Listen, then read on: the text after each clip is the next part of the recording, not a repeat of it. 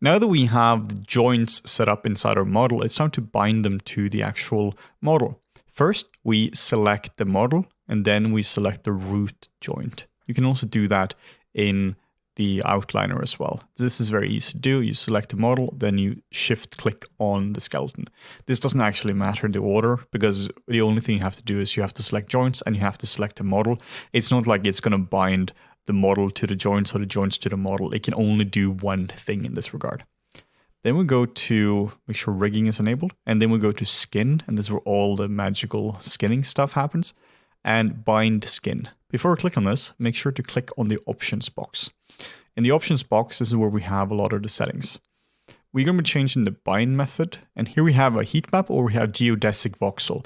This is what we're going to be using for now. Both of these are pretty decent. I try to avoid the first two ones. These are very legacy, while heat map and geodesic voxel will try to assign weight based on the actual model and not just through some distance-based algorithm.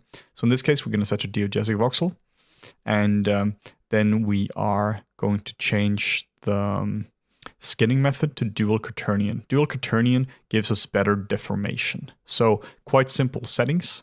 And now when we have colorized skeleton set up, we're going to get a nice fancy rainbow skeleton popping up in a second. Hit apply. And now we are binding the skin. So what happens now, apart from the rainbow skeleton, is that our model has actually been bound to the skeleton. So now if we try to select a joint and we start to rotate around, you can see that we can now deform the model.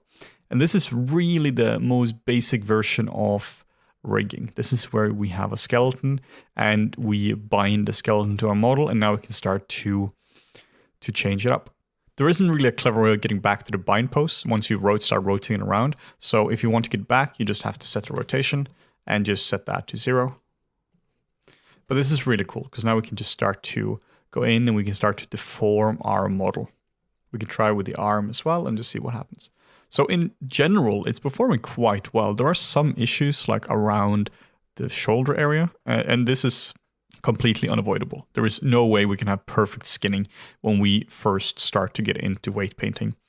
We will have to do some manual painting on this, but in general, it's pretty okay. Let's just reset this back. Try the legs as well and just see what happens. So not a whole lot of issues, but apart from this area, but at least it doesn't deform the other leg or anything like that. This is also so much fun. This is where you can actually see your character come to life, particularly if you've been working on a character for a long time and now you can actually start to move it. It's like a magical moment. So the way we actually adjust this bad skinning is that we have to paint weights. What this means is that for every single joint, this has weights assigned to it on the model, but the problem is that these are assigned in the wrong place. We created a skin cluster when we bound the model to the joints, and you can see that here. The skin cluster is really what connects the two. So we now have to start to paint some weights. This is quite easy to do. We can go and click on the model, then we go to skin, and here we have the paint skin weights tool. Now you can see this is also pop up over here as well. Now this is exactly what we talked about. This is why you name your joints correctly. In our case, we're still not doing it because it will be the most boring tutorial in the world, but I really recommend that you do it because right now it's impossible to tell what's actually going on. In order to see the weights, we can go through each joint. But even when I have named them, I still find this to be quite unintuitive. So the way I prefer to actually see where the joints are in the influence, I prefer to hover over the specified joint, then right mouse button and select influence. Now we can very quickly set the influence. One thing as well I've changed is that under gradient, I have changed this to use a color ramp. Now you can see the values a bit better. It's also more annoying because you have a lot more info. So you will paint better weights this way, but it's also a lot more annoying to work with because you can see all the little mistakes. But in our case, we can either leave it on or off. It doesn't matter a whole lot. For this case, I'll just leave this off. But just keep in mind that I highly recommend that you leave this on for actual weight painting. So now you can see the influence. The reason why it's better to use the rainbow colors, the color ramp, is that now it just goes from dark to bright, but this is not actually what it looks like. We need more information. This is very hard to see if it's actually fully enabled. So select influence, and now we'll start to paint some weights. But before that, I'm going to start to actually rotate the arm just a little bit, so then we can just see where the issues lie. So I often do this whenever I'm painting weights. I rotate the model into a pose, and then I start to paint some weights so I can see it directly. It's very hard to paint weights if you're not seeing it directly. So again, click on the model, and now over here we have the weight paint tool. Make sure the correct joint is selected. And we're only going to paint weights for one side of the model. And then we're going to mirror them over. So now we can start to paint. For the settings, we want this to be set to replace, and we want the paint mode to be set to paint as well, so it actually paints. We don't want this to be set to add or scale, which is going to add values potentially more than one. We also want to make sure the interactive is set, or normalizing weight is set to interactive, which is going to normalize the weights, which means if I'm adding weights in one place and it goes, or if I'm subtracting weights in one place, it's going to add them somewhere else. We're not going to have weird weights going around. And then we can change the value and opacity here. So now currently we're painting with a value of 1. We can set this to 0, which means we're going to be painting the weights away. We don't want to do that. We want to make sure this is set to 1. And you can also change the hardness of the brush to something really hard like this to something softer. If I'm painting something properly, like meaning it's actually going to be used for production, I'm going to paint weights super hard like so. I'll actually select the polygons I want, and I'll just assign 100% hard weight to them, and then I'll smooth them out later on. But for cases like this, where it's more of a quick example, this is totally fine to do. So now you can see whenever we're painting weights in these areas, you see it kind of goes a bit back to where it was. You can see that we take it more back to the basic position. And we start to lose this giant bulge, which was created by the posing. I'm also using a tablet for this, which I highly recommend that you use. And I'm also trying to work with the topology. I'm actually trying to work with the topology and not just going like across it or anything like that. Then we can select the joint below it. Right mouse button, select influence. Do the same thing. And just paint some soft weights going around it. If you want to soften out the weights, you can do that by holding on the shift key and just softening out. This is, the universal softening thing for every single software. And now you can see I have some weights from this up here. So I want to just make sure that doesn't happen. So select influence, and then we just paint this in a little bit like so. Just hold on the shift key a little bit just to soften out a little bit. And this is really the hard part about when it comes to rigging, at least rigging a character. You really want to spend a lot of time weight painting your character, and there is no way we can actually do this whole character in this series. This is far too time consuming.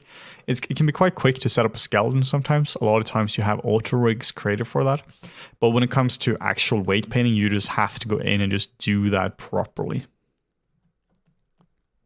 If you rush the weight painting, then you rush all the deformation. And the purpose of rigging is that you have nice deformation, at least when it comes to the shots. If you have bad deformation in the shots, you're in for a lot of trouble.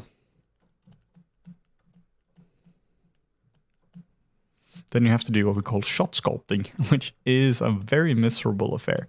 That is when you actually sculpt the character almost per frame in the final shot, because the deformation is a bit wonky. We can also choose the arm, shift, or just right mouse button, select influence, and we can just soften it out just a little bit. Just hold on the shift key and we just soften it off.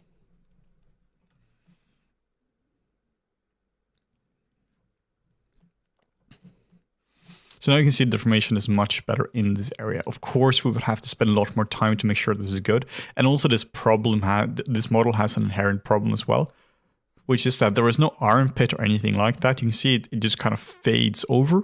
So when it comes to good deformation, you will have to sometimes modify your models as well. It's very hard to get good deformation if your model is bad. So this model isn't terrible, it's acceptable, but you would really have to start to modify the design a little if you really want some tight deformation. So now let's mirror the weights over.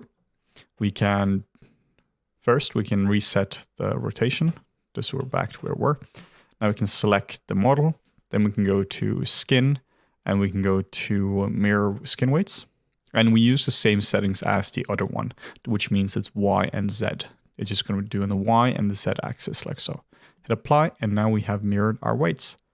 Click on the weight painting tool, and now if we select the center, like so, now you can see that this has indeed been merged or mirrored over.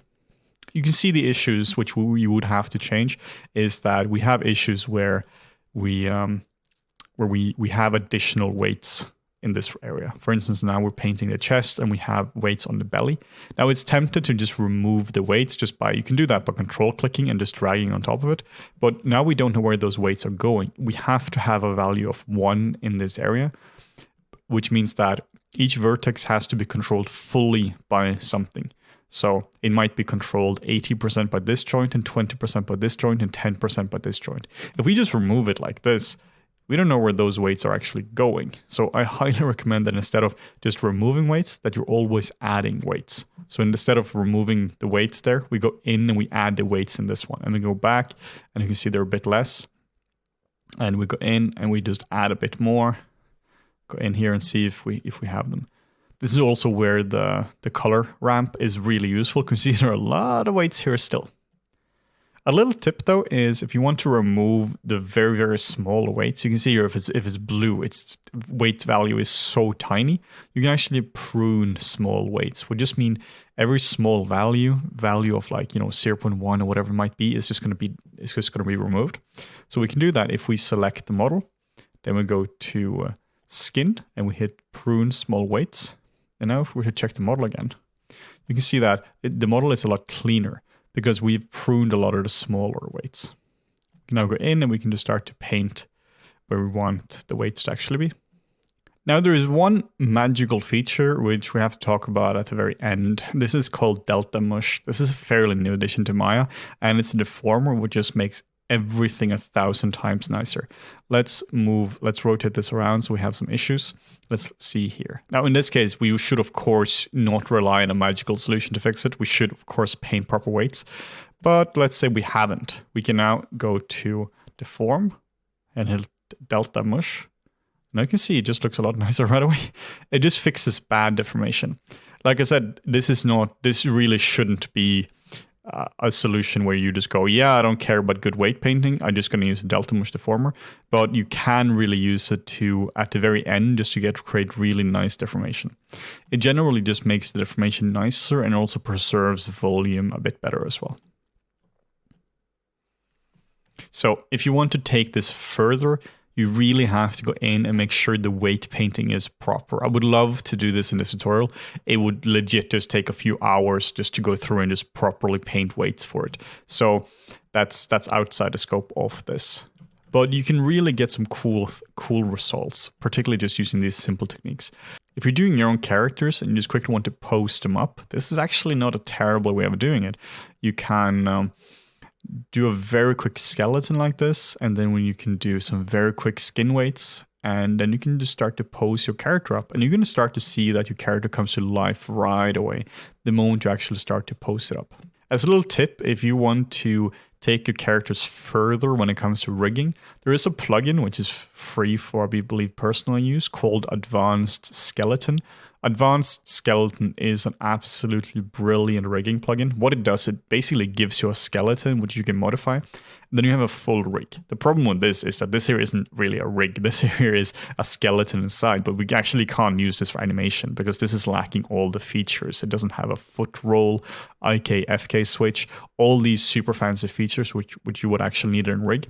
But Advanced Skeleton has that. Now we have no affiliation whatsoever with the guys behind it. I just personally really like the plugin. So if you are doing some personal project and you want to quickly rig up the character, but you want more control than what you're able to get here, using Advanced Skeleton can be a great way of doing it.